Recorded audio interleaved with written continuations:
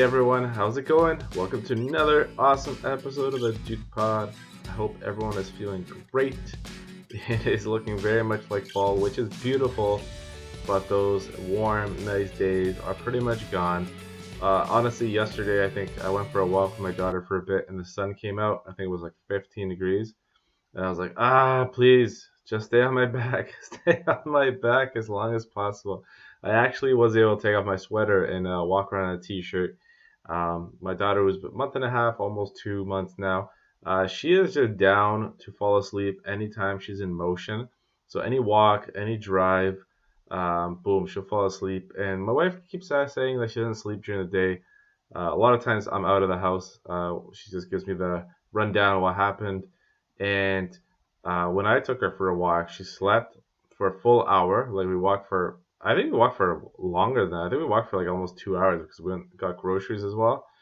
I'm trying to get on a new diet, so I bought egg whites. I had them this morning.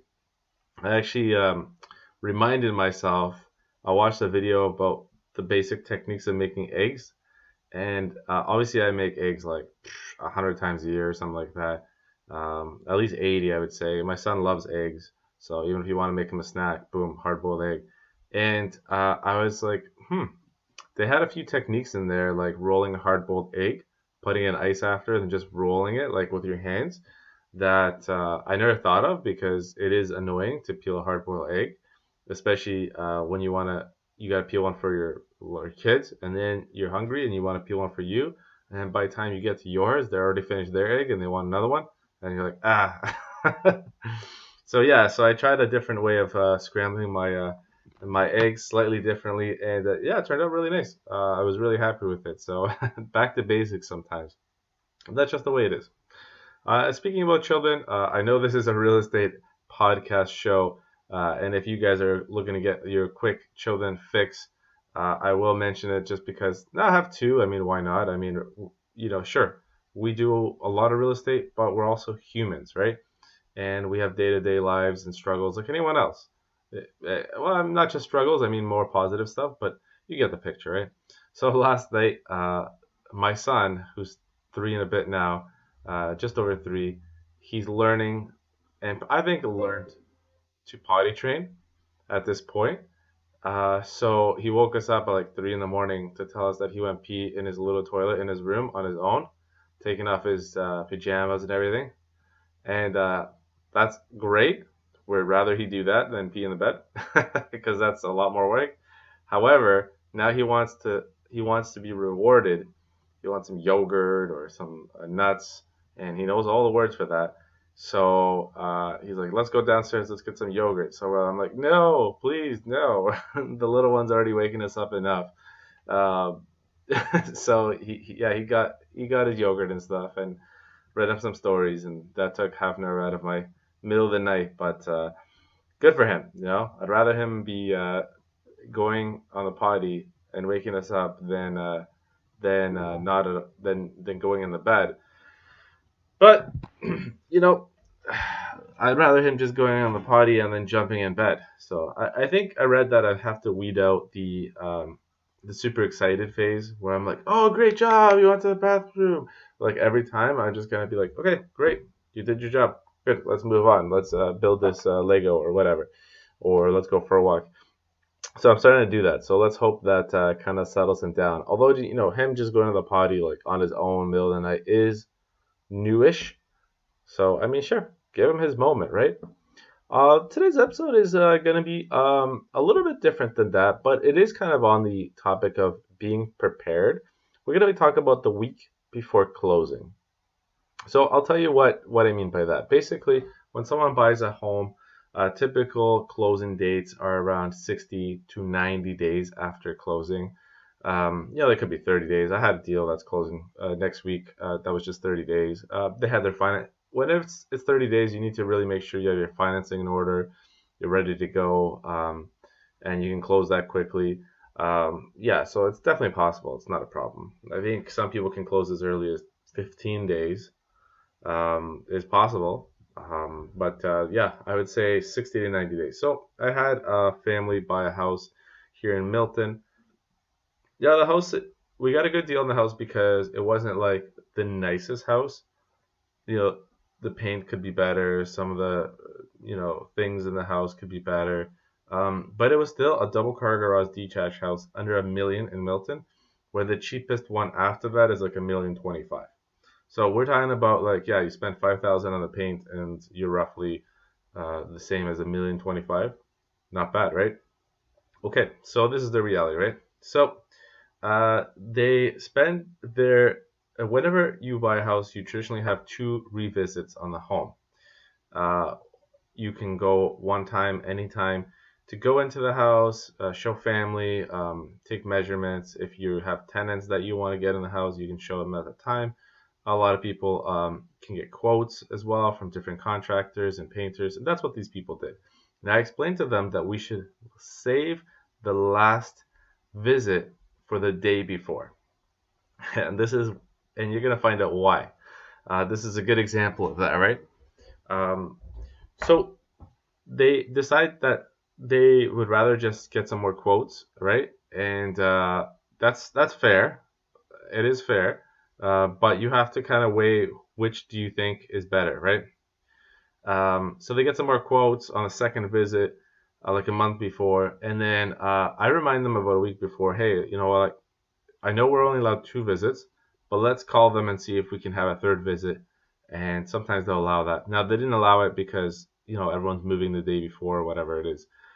Um, but here's where it gets really interesting.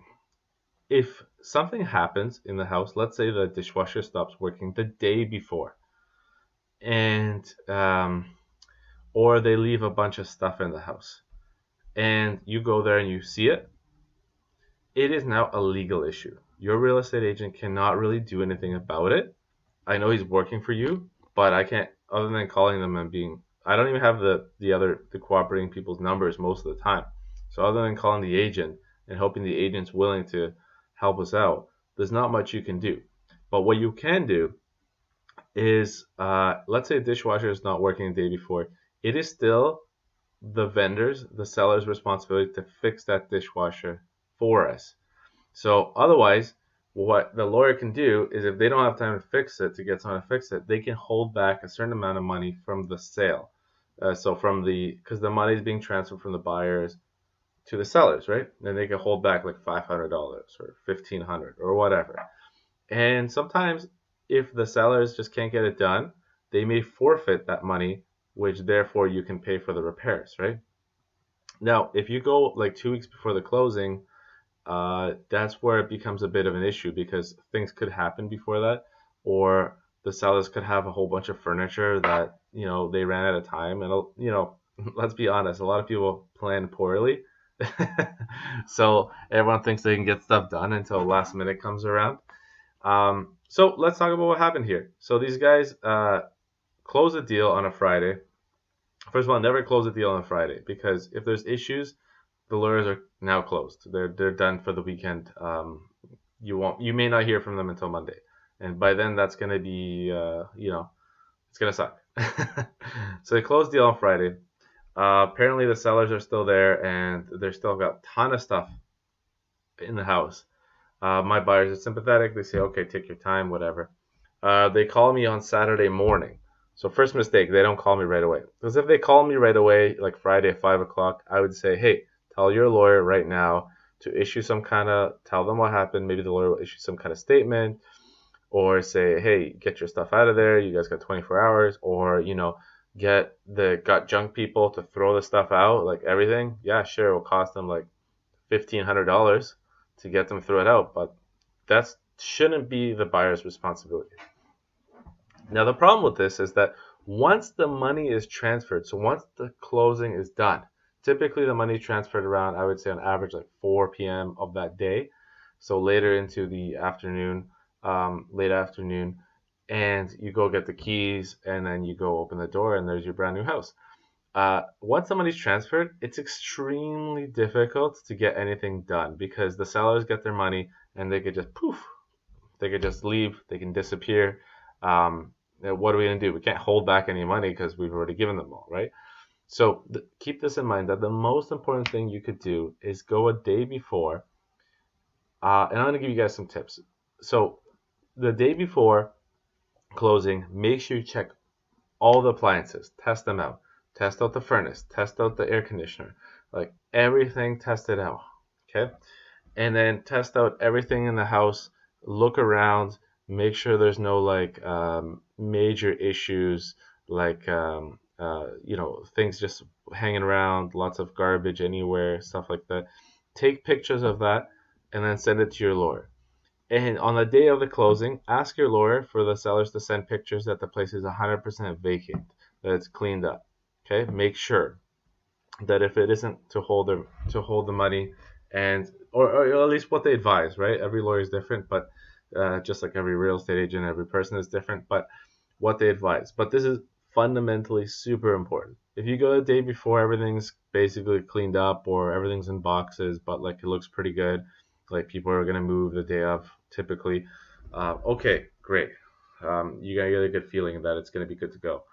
However, if you see anything suspicious, then at least the least you can do is tell your lawyer, hey, I found this. Here's some pictures. What should we do about it? Because we're closing tomorrow. Okay, so I'll tell you about this situation. Actually, I'll finish off this story. So they ended up calling me Saturday morning, show me all the pictures, everything, and I say, hey, email your lawyer right away. Um, and it ended up turning out that when I talked to the other agent, that both buyers and sellers had made some kind of verbal agreement on the spot that they'd give them more time, and the sellers would come back a little later and clean everything up. And okay, great. But they were calling me complaining that they may not come back, so there might have been some misunderstanding. And finally, they did come back. And they said everything was fine, but like they ended up having to throw a bunch of stuff out of the house themselves. They were complaining that this isn't their job, and so forth, right? So yeah, unfortunately, that stuff does happen. Okay. And the only way to try to, it's even a little bit difficult to guarantee to get rid of stuff, but for sure to tell your lawyer as soon as possible before the money's transferred. That's the best chance you have of either one, making sure the sellers do their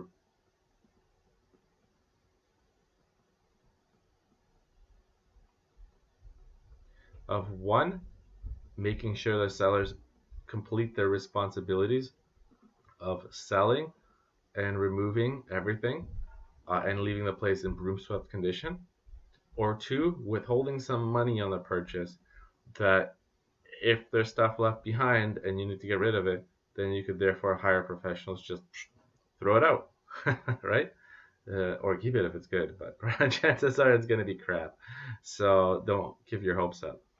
Um, I got two quick stories here that'll give you some examples. When my wife and I bought a house in Hamilton years ago, um, basically they were still in the home, and they obviously were not prepared at all. Like you can tell these people were of that ilk, that they weren't really prepared, just hanging out, chilling in life, and there was still a lot of stuff to throw out. So we kind of made a deal with them. I think they gave us like some money, like $400, and they get to stay here an extra day and throw stuff out. Um, Also, they had some beds. Now this was an investment property for us, so at the time we were like, okay, yeah, we'll keep the beds.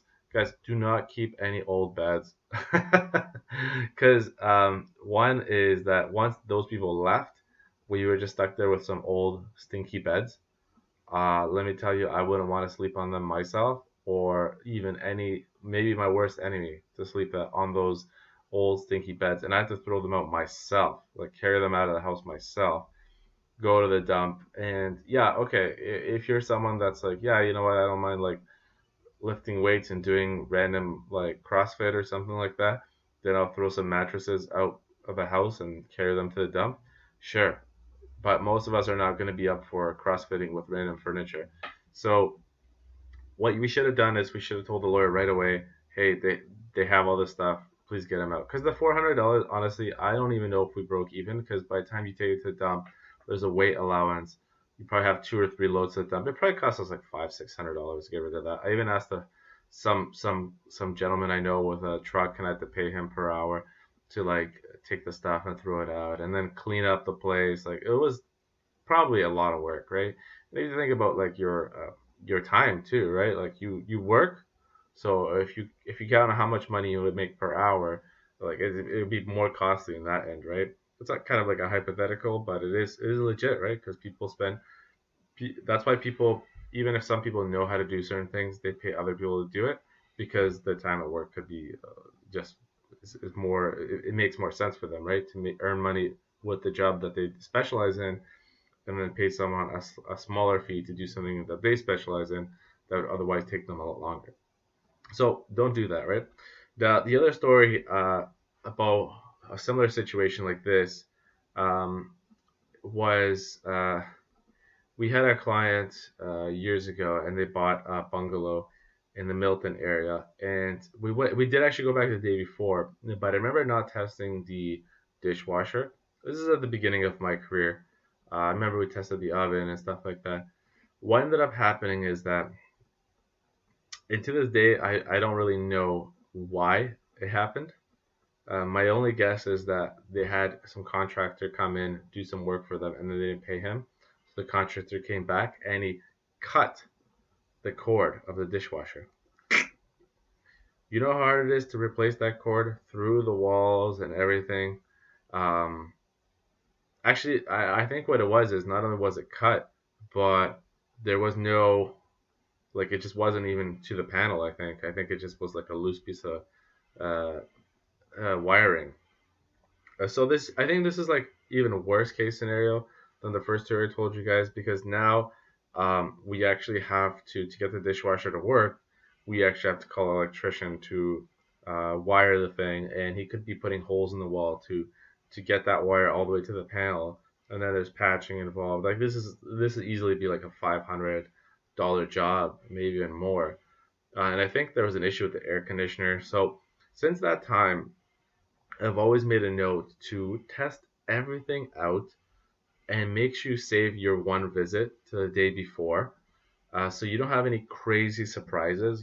Can you imagine buying a house for like $1 million and these like dumb issues? You can't even like enjoy it. You start like, and there are moments where sometimes the buyers take it out on me or something like that, but I have to be professional. I have to explain to them that this isn't a real estate issue at the day before closing. All I can do is to put us in the best circumstance to prevent these issues, but it is a legal issue. Only your lawyer can handle it, because then it has to do with closing arrangements and money.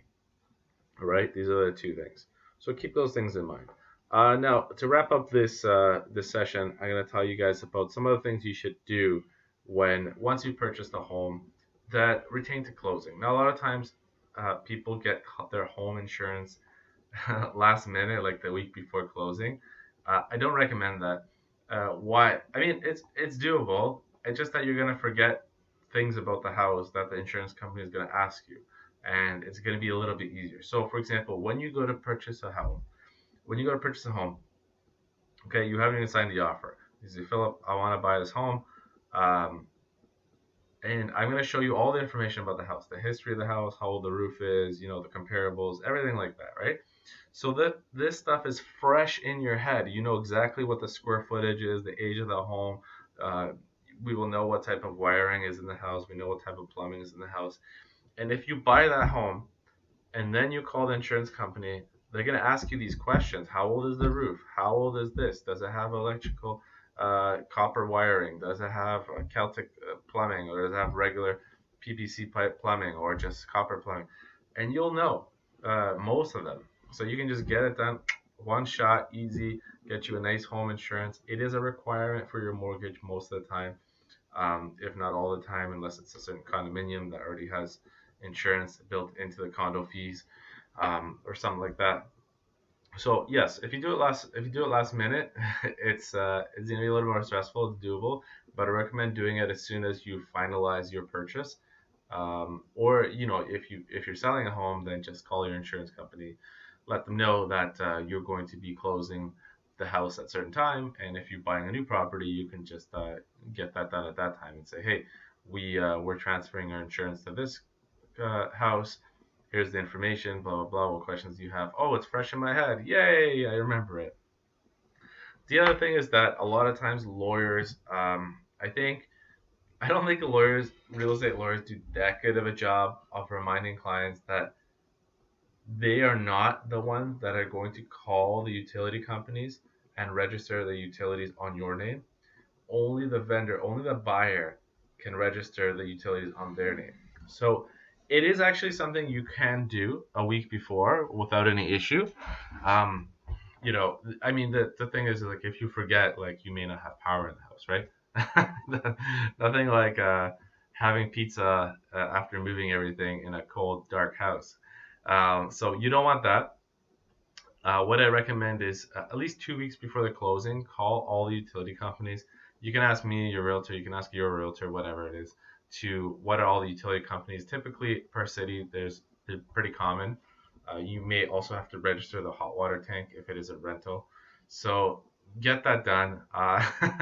What I really like about the visit on the last day is that I asked the people, okay, home insurance is done. Now, I've asked them before, but you want to just verify. It's like a checklist. Just check, check, check, check. Okay, your utilities, your gas is taken care of. Your water, your hydro. Okay, great. Your hot water tank is registered, because you want things to go smoothly, right? Everyone buys an expensive house.